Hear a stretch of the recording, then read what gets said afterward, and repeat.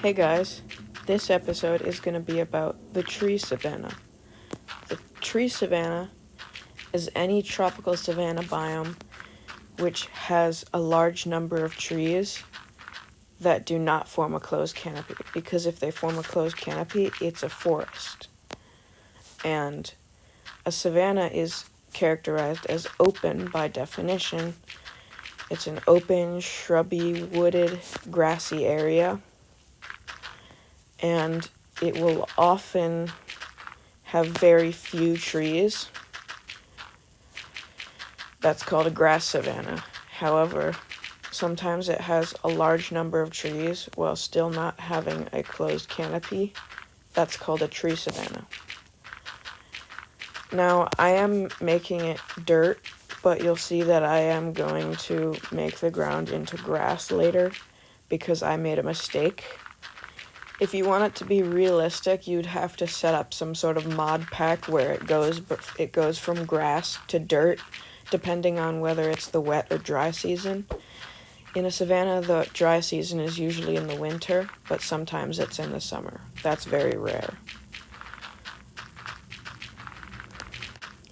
It is true that savannas are very rarely found in Mediterranean and subtropical regions, which is why I'm going to not include them in this series when they're found in Mediterranean regions, because that's super rare, and usually they're just referred to as like a hot grassland or a steppe or just a regular grassland.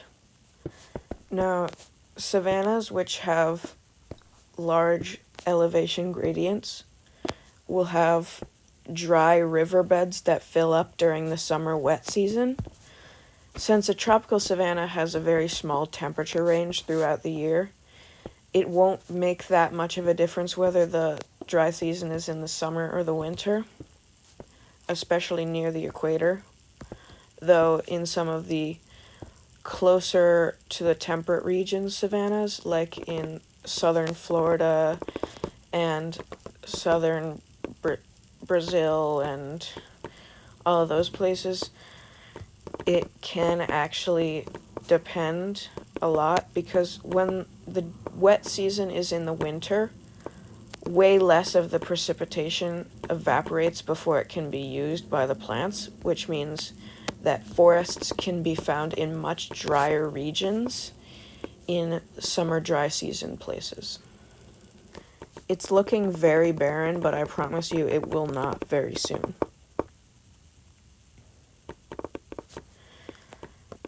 I had to pull up an image of a baobab tree just to make sure I wasn't completely freaking out.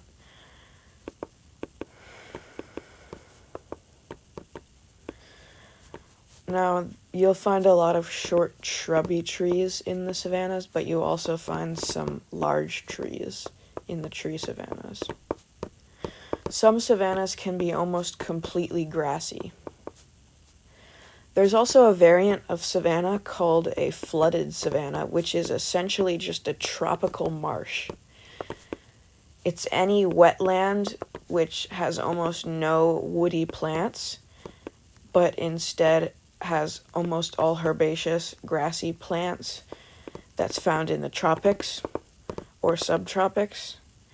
That's what a flooded savanna is.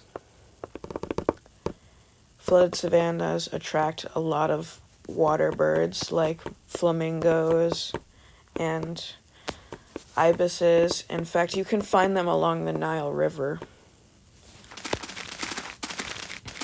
And here you can see I'm putting in the grass, because tree savannas, even though they might be considered separate from grass savannas, they still have a complete covering of grass on the ground. The entire ground is covered in grass. Like, you can barely even see the actual dirt under it, which is why I'm using actual grass blocks. We'll get to that later in this build.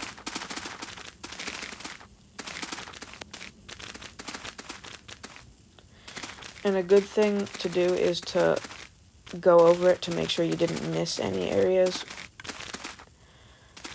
And here you can see I'm adding shrubs.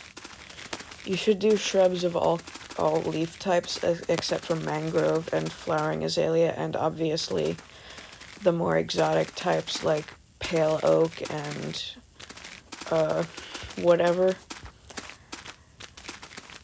because it gives it a lot of texture if you use multiple different types.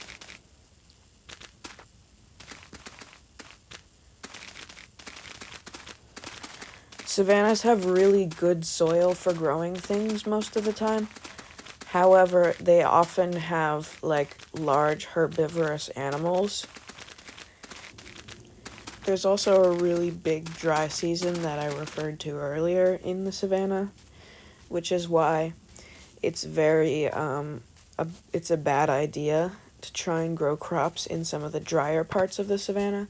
However, the wetter parts of the savanna are like some of the best places for growing warm temperature adapted crops, or crops that can't handle cold temperatures.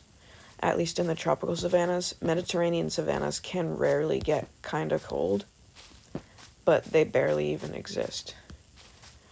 Hot Mediterranean climates are almost always shrublands. They're called the chaparral in California, and they go by many different names all around the world. There are some rare parts of the world where the savanna can extend into the semi-arid regions.